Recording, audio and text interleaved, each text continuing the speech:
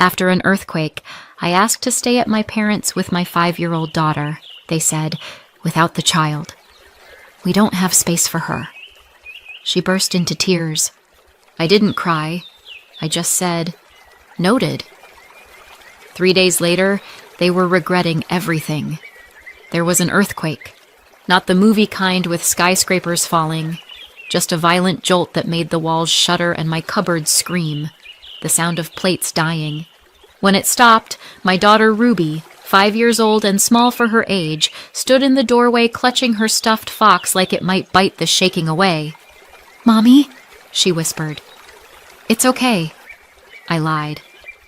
By morning, a city inspector in a hard hat used the word unlivable. He slapped a red sticker on my door and walked off like he'd just said good luck. I looked at Ruby's small hand in mine and thought, there's no plan B. So I called my parents. Mom answered on the second ring. "Of course, honey. You can come," she said. Warm. Quick. Like it cost her nothing. I could have cried with relief. Back then, I didn't ask what she meant. Didn't double-check that "you can come" included my 5-year-old daughter. Didn't think I needed to. I mean, who calls their mother to confirm they're allowed to bring their daughter? My parents lived 5 hours away, in the same house where I grew up. With them was my older sister, Brittany, her boyfriend, Shane, and Brittany's 3 kids from her first marriage. It was a full house, sure, but they had spare rooms, and they were family. Ruby and I packed fast. Clothes, toothbrushes, the fox, 1 bag of snacks. While I buckled her in, she asked if the house was really broken. I said yes. She asked if Grandma's house was big. I said big enough. It was almost sunset when we pulled into my parents' driveway. The porch light was on, the way it always was when I came home for holidays. For a moment, I felt safe. Mom opened the door before I could knock. "Mara, you made it!" Her smile froze when she saw Ruby behind me. "Oh, you brought her." For a heartbeat, I waited for the joke. "It didn't come." Yeah. Kind of hard to leave a 5-year-old home alone." Mom blinked, already flustered. "We just thought it would be you. The house is packed.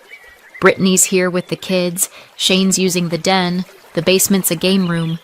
There's nowhere to put another child." Ruby, half hiding behind my leg, whispered, "I can sleep on the couch." Mom sighed. "Sweetheart, it's not that simple." "Not for Brittany's kids," I said. "They live here," she shot back. "Right. They live here." Translation, you don't. Brittany appeared, perfect hair, a phone in hand. "Hey, Mara. Crazy quake, huh? Glad you're okay, but we're totally out of beds." Ruby's face went red. Her hand tightened on my coat. Mom folded her arms. "You can stay. We'll make it work for a few nights. But maybe Ruby could stay somewhere else? It's just too much chaos for a little one. For a second, I thought I'd misheard." "Without the child?" Mom nodded like she was offering a sensible solution. "Just until things settle." Ruby's voice cracked. "I'll be good, Grandma." Mom smiled at her the way people smile at stray kittens. "It's not about being good, honey. It's just a full house." From the back room came laughter and video game noise. I gave a short laugh. "Right. Wouldn't want to disturb Shane's office." "It's a workspace," he called. "Sure," I said. "Very professional." Ruby started crying then, quietly, like she was sorry for existing. "Mom," I said, "you think I'm leaving her?" "You said we could come." Her polite smile didn't move. "Mara, please don't make this harder." "Harder than what? Telling your granddaughter she doesn't fit?" "Don't be dramatic." That almost made me laugh. I zipped Ruby's coat. "Come on, sweetheart." "Where are we going?" "Somewhere with space." I didn't slam the door, just walked out, their laughter leaking through the walls. The motel was 5 blocks away. Neon sign, $30 a night. Color TV. I checked in, didn't look at the clerk. The room smelled like bleach and defeat. Ruby curled up on one bed and was asleep before her shoes were off. I sat on the other, staring at the ceiling crack that split the room in two. Fitting. That was us now. A clean break. Around 3 a.m., Ruby mumbled, "Are we going home soon?" "Soon," I said. I stayed awake listening to trucks on the highway. Each rumble felt like the ground reminding me who was done shaking. She cried. I didn't. I just said, "Noted." 3 days later, they were regretting everything. I used to think I grew up in an ordinary family. You know, lawn, dog, matching sweaters at Christmas, the whole American commercial. But if you've ever been the extra child in your own house, you know what I mean when I say there's always a favorite, and it's never you. For us, that favorite was Brittany, 2 years older, taller, louder, blonder. The kind of kid who could break a lamp and get praised for her creative energy. I once got grounded for breathing too close to her science project. Mom said we were different types. Dad said Brittany was the achiever. Apparently, I was the other type. I learned to make myself small early. My bedroom was technically a converted laundry room, mine because I didn't need as much space. Brittany's trophies lived in the hallway. Her friends walked through my room to get to the backyard. I started sleeping with headphones just to pretend privacy existed. Here's the thing. If you live long enough as someone's afterthought, it becomes your native language. You start translating everything into "don't cause trouble." So when I turned 17 and got a full scholarship 5 hours away, I packed without a single tear. I remember Mom hugging me at the door and whispering, "We're proud of you." She said it like an apology. College was the first quiet place I'd ever lived. No Brittany, no trophies, no one barging in to ask if I'd seen her mascara. I studied social work. Maybe it was cosmic irony, choosing a career to fix the kinds of families that break you. But it fit. I liked systems, logic, outcomes. I liked helping people who actually wanted help. When graduation came, my parents mailed a card. Love, Mom and Dad. No gift, no visit. Brittany's wedding that same summer cost more than my entire education. I know because Mom accidentally sent me the wrong text, the one meant for Brittany, about floral centerpieces that cost $400 each. I laughed.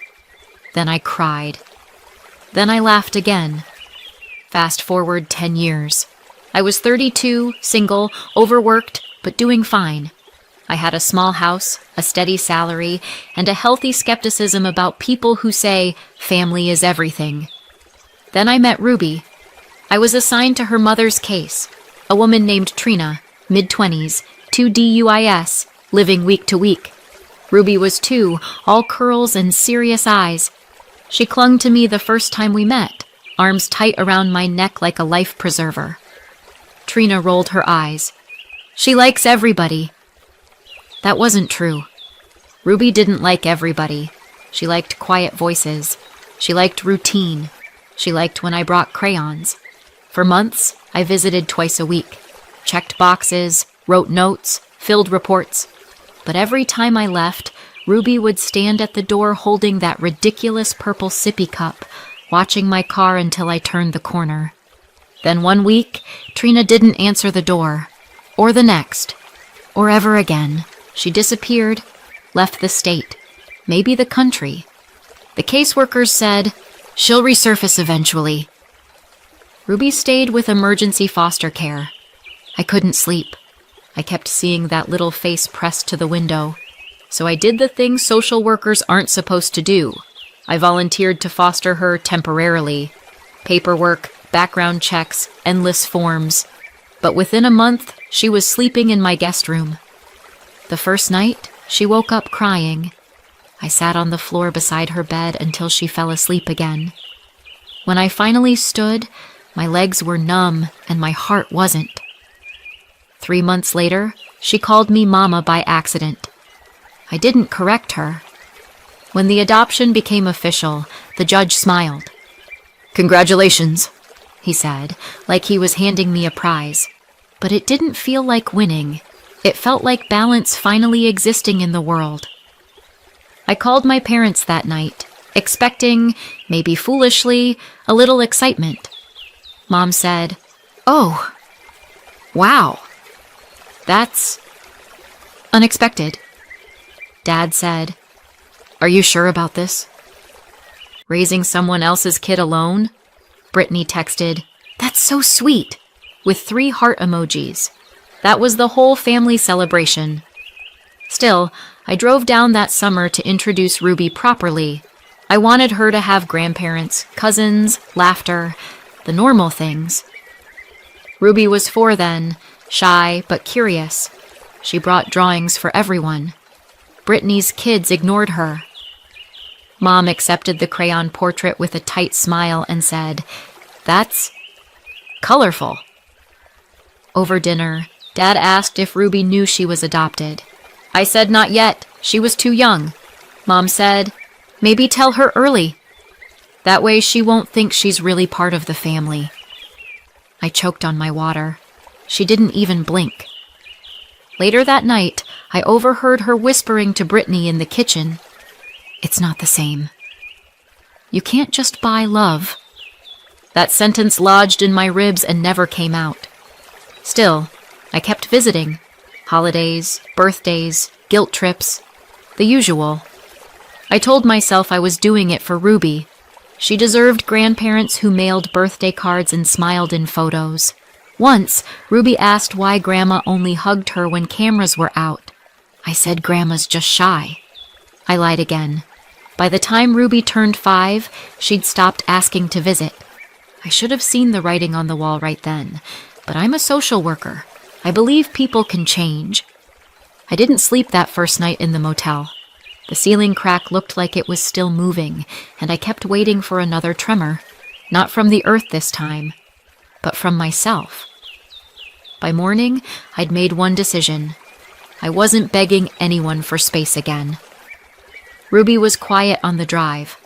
Every time we passed a gas station, she asked if we were almost back home.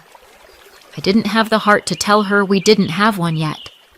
I called Simone, a colleague, part-time saint, while Ruby napped in the back seat. She listened, horrified, then said, "Mara, pack nothing else. Just come here. I have a spare room. Olivia will love having another kid around." That was Simone. Empathy in human form. 5 hours later, Ruby and I were at her door. Her house smelled like coffee and normal life. Olivia, her 8-year-old, met us barefoot and smiling. "Hi, want to see my room?" Ruby nodded, and just like that, she disappeared into safety. Simone put a mug in my hand. "Stay as long as you need." I didn't realize until then how long I'd been waiting for someone to say those exact words. For the first time in days, Ruby slept through the night. I didn't. My body was calm, but my brain was sprinting laps. I already knew I owned a third of my parents' house, an inheritance from my grandfather when I was 17. I just never used it, never even thought of it as mine. It was family property, sacred, untouchable, but after being told my child couldn't cross that threshold, something cracked open that had nothing to do with fault lines. I sat at Simone's kitchen table the next morning, flipping through insurance paperwork, when the thought became solid. If I don't have a room there, why am I paying for one? Because I was $200 every month, like clockwork, for upkeep. A small family tax to stay in their good graces. I opened my banking app and stopped the transfer. One tap, done. It felt like cutting a leash. Then came the next question. What now? I pulled up my laptop, searched real estate lawyer near me, and booked an appointment for the next day. When I told Simone, she didn't try to talk me out of it. She just said, "About time." The lawyer was a woman named Franklin. 50-ish, calm, voice like granite. She looked over the deed and said, "You're listed as tenant in common with your parents and sister. You're free to sell your share or petition for a sale of the entire property," I said, "even if they live there?" "Especially if they live there." I laughed. It came out brittle. "So it's legal to reclaim the floor they stand on." She didn't smile. "Perfectly legal." That was all I needed. I told her to move forward. She drafted the notice that afternoon. By the time I left her office, the world felt sharper, more precise, like I'd finally picked up the right tool after years of fighting with my hands. 3 days later, the letter went out. Certified mail, return receipt, the whole symphony. I didn't warn them. Why spoil the surprise? The phone rang the next evening. Caller ID. "Mom." "Of course." I answered. "Hi, Mom." No hello from her, just, "What have you done?" "I assume you mean legally or emotionally." "Mara, this letter." "You're selling the house?" "Our home?" "Our," I echoed. "Interesting pronoun." In the background, Brittany's voice pierced through. "She's doing this because of that child." "That child has a name," I said. Mom snapped. "You can't do this to your family." "Pretty sure my family already did this to me." Dad's voice came next, shaky attempt at reason. "Sweetheart, think about this. You grew up there." "I also grew up invisible there," I said. "You remember that part?" Brittany grabbed the phone. "You'll make us homeless!" "You'll make yourselves homeless," I said calmly. "I'm just selling my share." There was shouting, overlapping, panicked, self-righteous. I held the phone away like it was on fire. Then I brought it back and said, "You could always buy me out."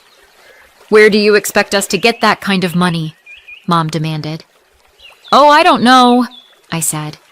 "Maybe from the endless space you saved by not housing my daughter." Then I hung up. I expected guilt.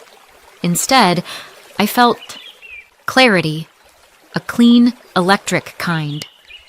Simone found me standing by the window, staring out at nothing. "Let me guess," she said.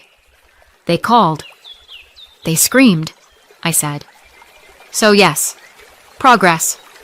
She nodded. "Pie or wine?" "Both." We ate in silence. Ruby and Olivia drew chalk flowers on the driveway, their laughter cutting through the heaviness like sunlight through blinds. I thought the earthquake was the worst thing that could happen. Turns out, that was just the opening act. By April, Ruby slept fine again. I didn't. Every night I stared at Simone's ceiling, waiting for the universe to remember I still owed it something. When the phone finally rang, I almost thanked it. "Your parents responded," Franklin said. Of course they did. Guilt has a slow fuse but perfect aim. "They're claiming they already gave you your inheritance," she went on. "That they spent your share raising you." I laughed so hard I scared the cat. "So my childhood was a loan? Should I Venmo them for diapers?" "It's a delay tactic," she said. "Delay? Sure." But something in her voice said buckle up. The next morning, the gossip started. Not local, 5 hours buys you distance, but social media travels faster than traffic. Brittany's post. Some people would evict their own parents if it made them feel powerful. Mom commented with a heart emoji. Simone slid her phone across the table. "You okay?" "Great," I said. "I've always wanted to trend for parasite." I told myself I didn't care. Then I imagined Ruby reading those posts someday and felt my throat close. The worst part? The likes. Dozens of them. People love a villain they can recognize from Thanksgiving. A week later, Franklin called again. "I found something," she said. "You'll want to sit down." "I'm already lying flat," I said. "Go ahead." "There's a mortgage on the property." A big one. I know they took a loan years ago. You signed it, she said. I what? She sent the file. 3 seconds later, my email dinged. 4 signatures. Mom, Dad, Brittany, me. Except the me part was a stranger's handwriting trying too hard. Clean, steady, practiced, like love letters forged for cash. I called Franklin back. That's not my signature. I assumed, she said. We'll need to report it. For the next 48 hours, I moved like a ghost. I cooked dinner, helped Ruby with homework, smiled at Simone. Inside, the ground was already cracking again. They hadn't just used me. They'd used me. My name. My trust. My stupid silence. The court hearing was scheduled a week later. Another 5-hour drive. 5 hours to think about what betrayal sounds like in legal language. When we walked in, Mom gave me the look she used to save for stains on the carpet. Brittany crossed her arms like she was posing for martyrdom. Dad stared at the floor. The judge skimmed the advancement claim, sighed, and tossed it out like a bad script. Then Franklin mentioned the mortgage. The room went still. Mom's face drained. Brittany's mouth opened. Dad's knuckles went white. The judge said the word forgery, and something inside me unclenched. That was the moment I knew. Whatever came next, I wasn't the broken one anymore. The investigation moved fast. The bank confirmed it. Signature fake, documents false, everything smelling of desperation. Repayment demanded immediately. I should have felt vindicated. Instead, I felt old. Mom called that night. How could you do this to us? Pretty sure I didn't sign your mortgage, I said. You're remembering wrong.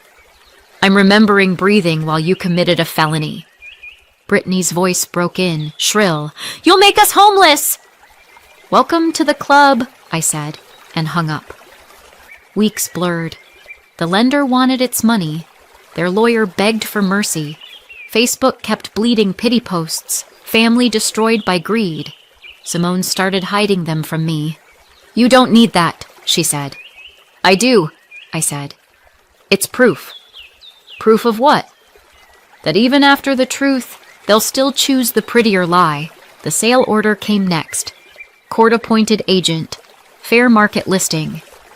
The house I grew up in was suddenly a link on a real estate website. The photos looked fake. Sunlight too clean, floors too shiny. No sign of the crack in the hallway wall I used to trace with my finger when I was 10. Franklin called the morning it sold. Funds are cleared. After the mortgage payoff and fees, your parents and sister get almost nothing. Your 1/3 is untouched. I thanked her. My voice didn't sound like mine. That night, Ruby and Olivia were drawing with chalk on the sidewalk. Ruby looked up and said, Mommy, are we done now? Yeah, I said. We're done. But I knew the worst hadn't hit yet. It never ends with the money.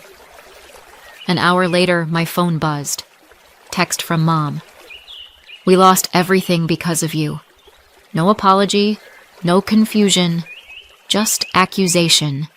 Clean, perfect, familiar. I stared at it until the letters blurred, then deleted it. Simone came out with 2 beers. You look like someone survived a storm. I did, I said. They just don't know they're still in it. Later, when the house was legally theirs no longer, I lay awake thinking about my forged signature, how they'd practiced it, how careful you have to be to copy someone you never truly saw. That's the part that keeps me up, not the crime, the precision. A few months later, I'm home. The repairs are finally done. New walls, new foundation, no cracks, no red tags. Just quiet. Our house feels solid again. And this time, it's really ours. The sale from my parents' house finally closed. It went for $618,000. After the mortgage, Lawyer fees and all the chaos were stripped out. My 1/3 came to $203,000. It was enough to pay off the rest of my own mortgage in full. One bank transfer and I owned this place outright. Every nail, every square inch. No debt, no landlords, no ghosts. Ruby helped me hang the welcome home sign on the door. She made it herself. Letters cut out of colored paper, taped crooked, perfect. She keeps saying this house feels stronger. Maybe she's right. Maybe it's because this time we built the foundation without asking anyone's permission. As for the rest of the family, well, gravity hit them hard. My parents and Brittany didn't see a cent from the sale. Every dollar of their 2/3 went straight to the bank to pay off the forged mortgage. They lost everything. Mom and Dad now rent a small studio on the edge of town. Brittany's boyfriend, Shane, left her the second the checks cleared. She's working 2 jobs, raising her 3 kids alone, still posting quotes about forgiveness that somehow never mention her own crimes. We don't talk. We don't need to. Last I heard, they still blame me, which is fine. They can hate me from their rentals. I've got walls that don't shake anymore. It's strange how quiet life gets once the noise leaves. Ruby still spends weekends with Olivia. They build forts, paint each other's nails, and argue about who gets the last popsicle. She's started Aikido classes too. Balance, not force. I think she understands it better than I ever did. Sometimes, when the ground trembles under passing trucks, I still flinch. But the house holds. Maybe that's the difference now. This house stands because I stopped begging for space and started claiming it. So, what do you think? Did I go too far? Or not far enough? Let me know in the comments and subscribe for more.